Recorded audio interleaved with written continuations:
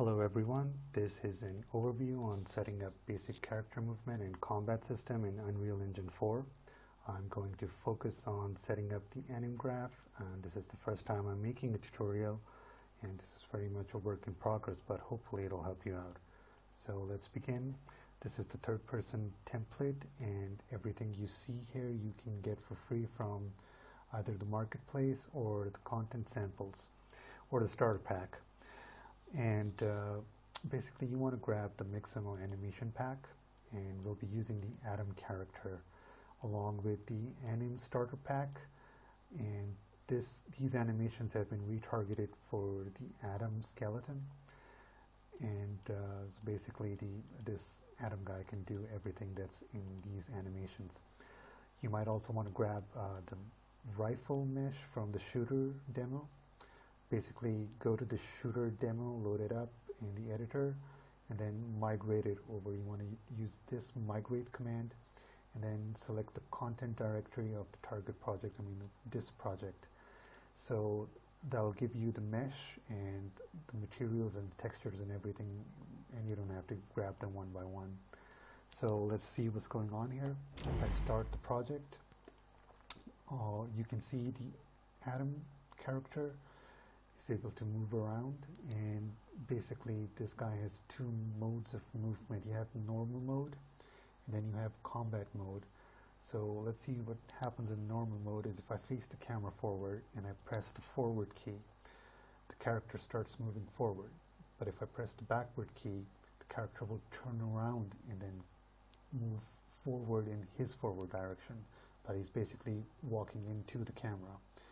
And left and right is kind of the same. The character turns and walks in that direction. Also, the camera is free, so it's locked to the mouse. So if I can move full 360 degrees on the character, but I do have an upper and lower lock, so I don't go too far in either of those directions. Plus, I can zoom in and zoom out a little bit.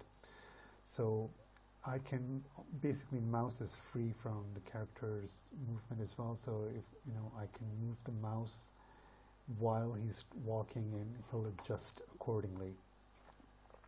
The second mode is the combat mode. So basically the character will equip his weapon, and then if I press the forward key, he'll start walking forward, and if I press the backward key, he'll walk backwards. The character no longer turns around. And the left and right is similar. The character will no longer turn, and he'll keep aiming at the aim point, at the target point, and he'll just strafe left and right.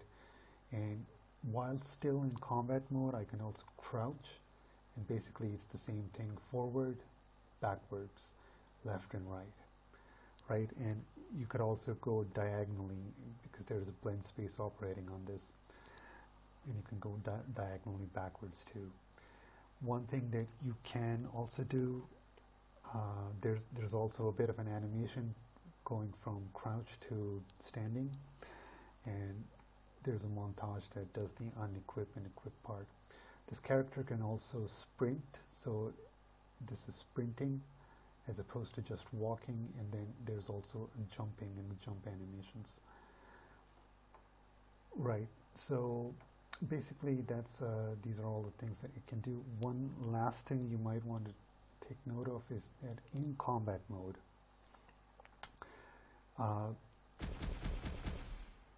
the character can still sprint. So he's walking forward and then he's sprinting, and when he's sprinting, the aim point, the aim offset has been turned off, because otherwise the character will kind of twist and turn in all kinds of weird directions. Similarly, for crouching, you can move forward. If you start sprinting, this is a different sprint animation, and then when you stop sprinting, you go back into crouch mode. So we're going to do all of these things from the AnimGraph, and basically, some of the controls and some of the settings have to be set in the blueprint, but this particular tutorial is about the AnimGraph. So let's just load that up a little bit.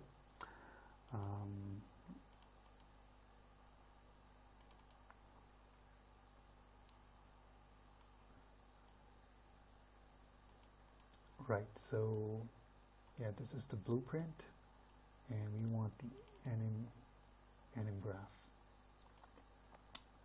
There we go. So it's the AnimGraph, and we have two state machines, locomotion and weapon poses, and how we're going to blend between the two and use them we'll see in a minute. So basically we want to get here, the final animation pose that gets shown on the screen. So how do we get here? Well, first, right off the bat, you'll check if you're in combat mode or if the weapon is equipped, and if it's not, then you don't need the weapon poses state machine. You just need locomotion, because locomotion controls the forward, backward, crouching, jumping, all of that.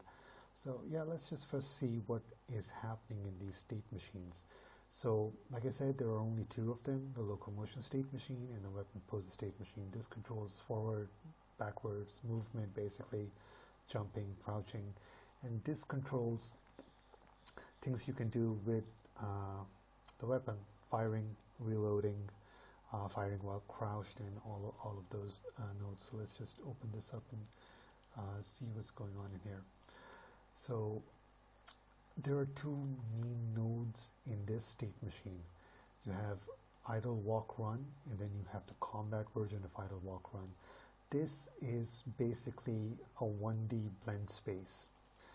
1D blend space that takes a speed input, and what it'll give you is basically you're idle, you're not doing anything, character's not doing anything, and it'll slowly, this is walking, and then this is sprinting, and from the blueprint event graph I can set the speed down a little bit to differentiate between running and sprinting.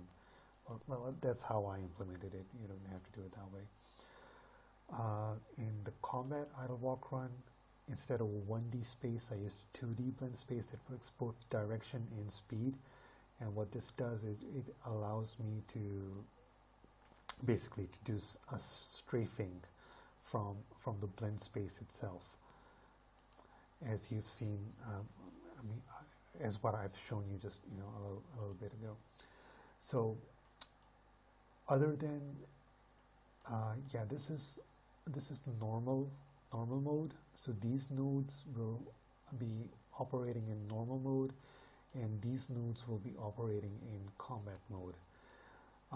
In normal mode, jumping is done by a 3-point jump system, 3-node jump system. So the jump starts, and then the jump will go into this loop for as long as the character is in the air, and then when he finally hits the ground, it'll run this animation and then go back into idle walk run.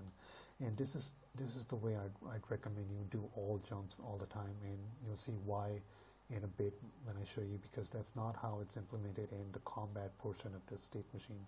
In the combat portion, basically you jump and then you go back to idle walk run, and that has a negative side effect that I'll show you in a minute.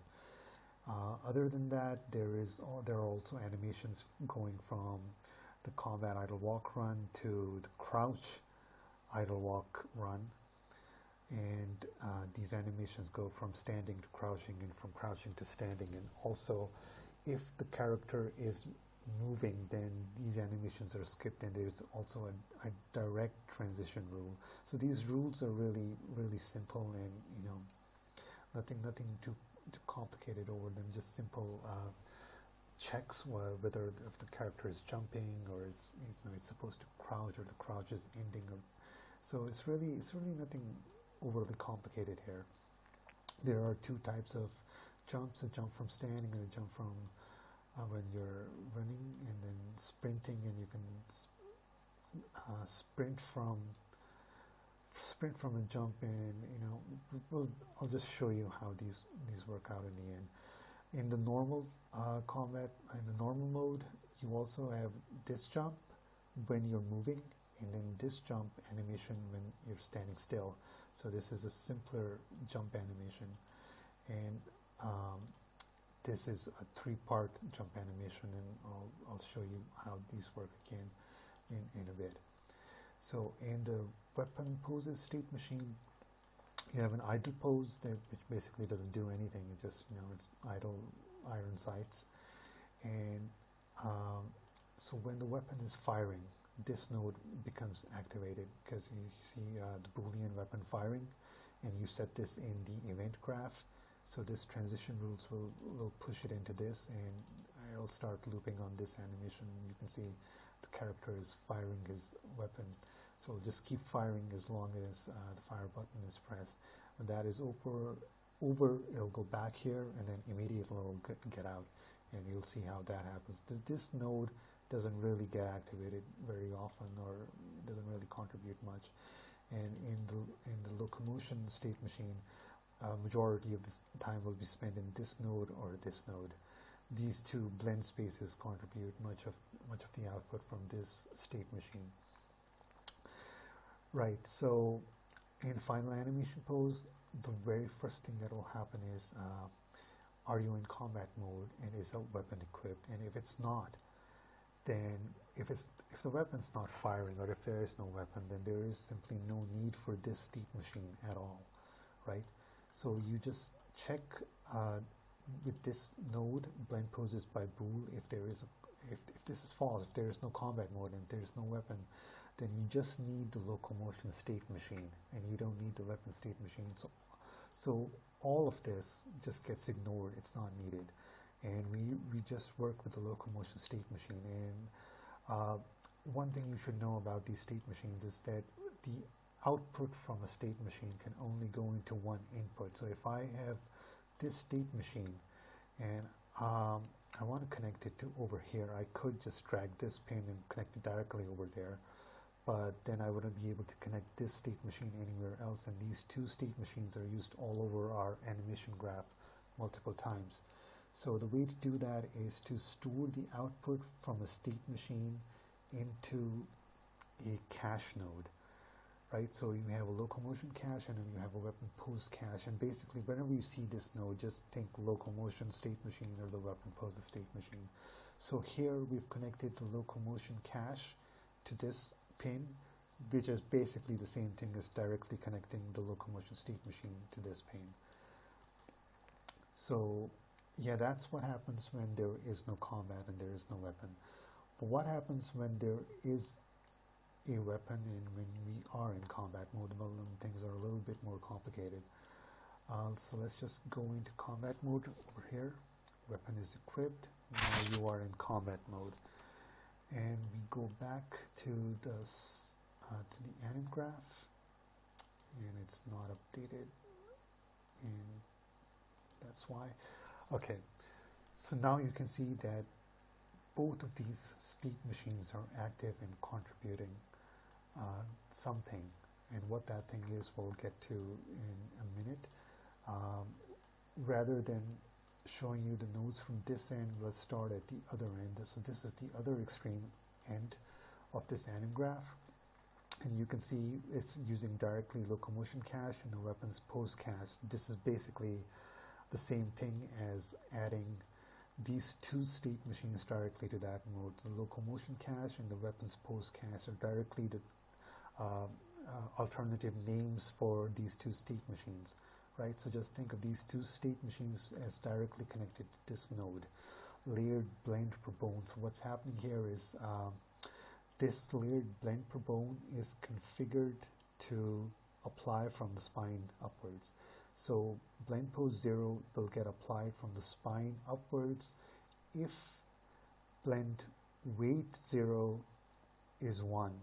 So at 1 it'll get applied 100% from the spine upward, and at 0 its contribution will be 0, and you will basically be looking at only the locomotion state machine's output, and the weapon poses state machine is just being completely ignored, and that's what's happening here. This blend pose weight is 0 right now, so all of this motion is just the locomotion state machine, and even though we are in combat mode, only the locomotion state machine is contributing anything.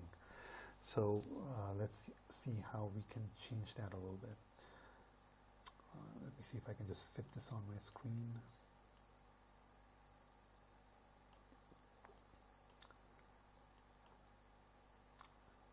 Right, so if I was to start firing,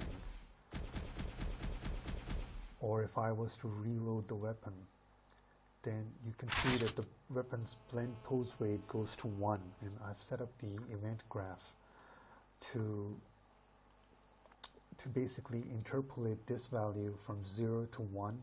So when it is firing, the blueprint knows, and it interpolates this to 1, and this weapons pose cache or weapon state machines gets blended on top of the locomotion cache from the spine upward. So now I can move and fire, or I can move and reload at the same time, and it just works out this way. So the result of this blend is then stored in the weapons locomotion cache. Now you can name these nodes, and I didn't really do a very good job at naming them. I just took weapons and locomotion and just kind of glued them together. So you could probably pick better names for this. So what happens here is this result, I'm passing it into another layered blend per bone.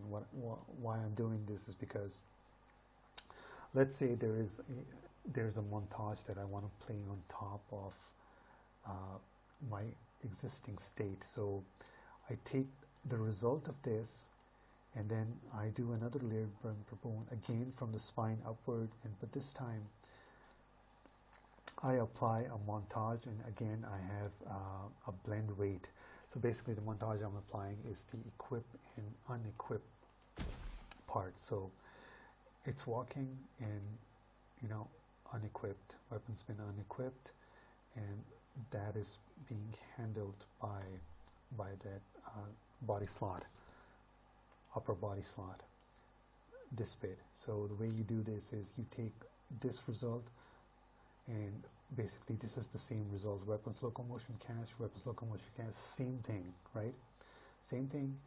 And if the weapon is currently being equipped or unequipped, this value is going to be 1, or it's going to be between 0 and 1. I interpolated it, and this montage will then get plastered on top of this result. And then this gives me the weapons locomotion equipment cache. Again, terrible name, but you get the idea what this is doing. So in the third step, I plaster an animation EAM offset on top of what I already had. So at this point, it can move, the character can move, fire while moving, equip his weapon, and do the same while moving, so he can equip and unequip while moving. So now I want the animation EAM offset. So again,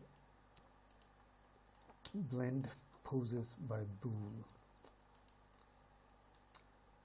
Right, so sometimes when you are in combat mode, you don't want the animation EAM offset to be enabled. So you don't want this to be applied all the time. You only want this to be applied some of the time. And an example of this is basically when the character is in combat mode but starts sprinting, and then you don't want the animation EAM offset on at that point. So I'm using this node and this boolean, which I set from the event graph here, to basically turn this on and off. And if this is false, then this is the only result that I use. So basically this is the same node. And if this is off, then I only apply this result, which is basically this result, which is basically this result, which is basically the state machines. So here the animation EAM offset are basically these animations that I have made frame by frame. And so you've got left, right, center, up, down, and this node basically just takes a yaw and a pitch input, and it will allow you to basically do this. You see the character is not moving, but if I move the mouse around, he'll move his weapon and point it at the aim target. And I've also interpolated the whole thing, so if I do a sudden movement like this, the gun will kind of slowly move towards the target or the aim point. And if I go too far, the character will turn, and then the aim will be at 0 degrees. So it'll just move the upper portion of the body for a little bit, go too far, and the whole character moves. And that, but I guess that's more control from the blueprint than it is from the AnimGraph. So that's what this is doing. And again, this is the final result that gets decided by this first node, whether you are in combat mode or whether you are not in combat mode. And well, that's basically it. And the event graph, yeah, I guess this is another tutorial. This is getting a bit too long. We'll come back to this some other time. But I just wanted to talk a little bit about the animation graph and some of the things that I've done to make this character do all the things that he's doing. Well, that's it for this tutorial, and I hope I helped you in some way. Or if you have any questions, just drop me an email or leave me some comments. All right, thanks.